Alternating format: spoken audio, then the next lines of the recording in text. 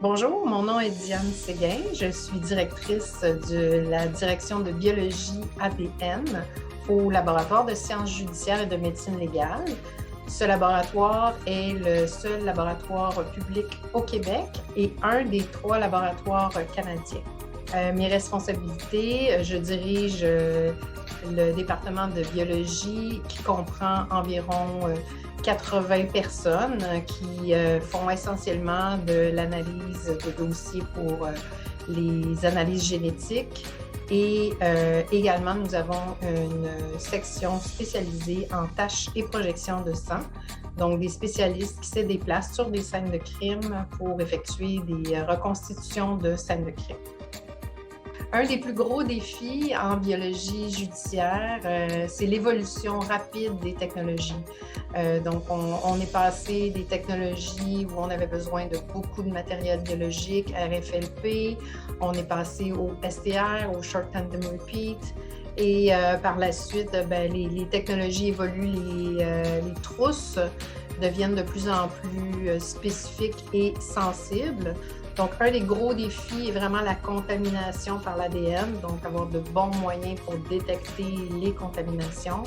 Puis également, suivre l'évolution des nouvelles technologies, des technologies qui commencent à émerger dans le milieu, soit la généalogie génétique, l'ancestry, le phénotypage, toutes ces technologies qui vont nous permettre éventuellement d'identifier avec des nouveaux outils et d'identifier des personnes, soit dans les crimes, soit des personnes disparues que l'on retrouve, ou des personnes retrouvées qui sont non identifiées. Donc, les plus gros défis, c'est vraiment l'évolution rapide des technologies, à mon avis.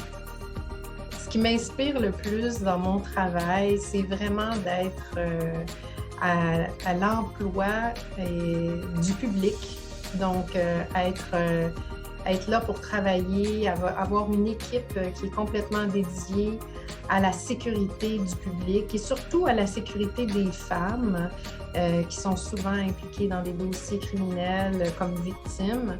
Donc, l'augmentation des dossiers d'agression sexuelle, également la sécurité des femmes, les féminicides qu'on a observés depuis quelques années et qui sont, avec la pandémie, qui ont été augmentés. Donc, pour nous, moi, ce qui m'inspire vraiment dans mon travail, c'est vraiment de répondre au public, travailler pour le public et assurer la sécurité du public et surtout des femmes. Lorsque j'ai commencé en sciences, j'ai toujours voulu travailler en sciences, mais je n'avais pas vraiment l'idée de ce que je voulais faire. Donc, j'ai envisagé la pharmacie, mais j'ai pas été acceptée dans le programme. Je me suis retrouvée en biologie et finalement, ça m'a menée à la biologie judiciaire. Un peu par hasard, mais aussi, je pense que j'étais au bon moment, au bon endroit.